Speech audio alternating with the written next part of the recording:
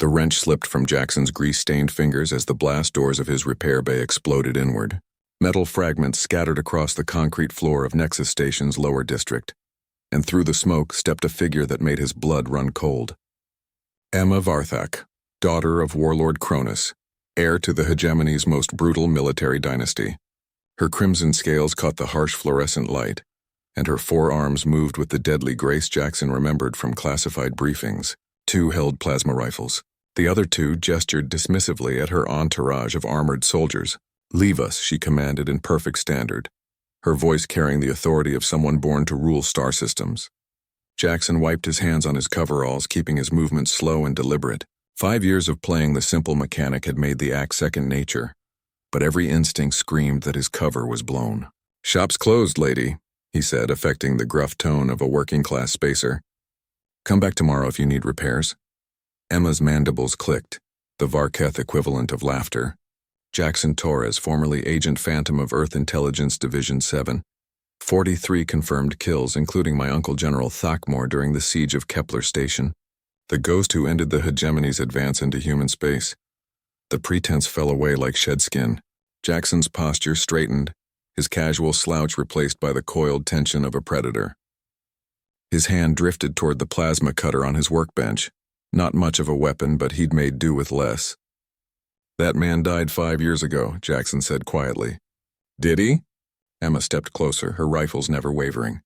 "The hegemony has been searching for Earth's legendary spy for half a decade. Imagine my surprise when routine surveillance of this backwater station identified biometric matches in the lower district. A human mechanic with the bone structure of a ghost." Jackson's mind raced through possibilities. The bay had 3 exits, all likely covered by her soldiers. His emergency cache was 20 meters away, hidden behind a false wall, too far. His augmented reflexes could probably get him to cover before she could fire, but probably wasn't good enough when facing the deadliest warrior species in the galaxy. "What do you want?" he asked. Emma's rifles lowered slightly. "To make you an offer." That wasn't what he'd expected. "I'm listening. My father is dying. Brain hemorrhage, untreatable even with our technology. In 3 cycles, I inherit command of 17 fleets and 40 billion soldiers." Her 4 eyes fixed on him with unsettling intensity. "I also inherit his wars. Congratulations on your promotion. You misunderstand. I don't want his wars." Emma holstered one rifle, reaching into her tactical vest. She withdrew a datapad and tossed it onto his workbench. "The hegemony bleeds resources fighting a dozen different species across 3 galactic arms. We've been at war for so long we've forgotten what peace looks like." Jackson glanced at the pad without touching it. Star charts, fleet compositions, casualty reports. The scope was staggering. Millions dying in conflicts that served no purpose beyond feeding the military-industrial complex his father had built. "Why tell me this?" "Because you're the only human who ever truly hurt us. You didn't just kill our soldiers. You dismantled our strategies, turned our own tactics against us, made us afraid of shadows. Earth's victory at Kepler Station ended hegemony expansion, not through superior firepower, but through one man's understanding of warfare as psychological art. Flattery won't bring back the people your family killed."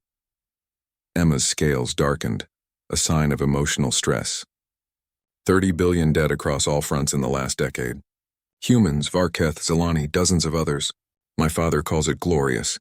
I call it waste. So what's the offer? Help me end it. Not just the human hegemony conflict, all of it. I need someone who understands asymmetric warfare, who can design a strategy for peace that my generals can't simply ignore or undermine. She gestured at the datapad. "I'm offering you what no spy has ever had. Legitimate authority within the enemy command structure." Jackson studied her face, reading micro-expressions that most humans couldn't interpret in alien features. Sincerity, desperation, and something else, hope perhaps. It was either the most elaborate trap in intelligence history, or the opportunity to reshape galactic politics. I'd be working for the daughter of my greatest enemy. You'd be working to save lives on a scale that makes individual vendettas meaningless.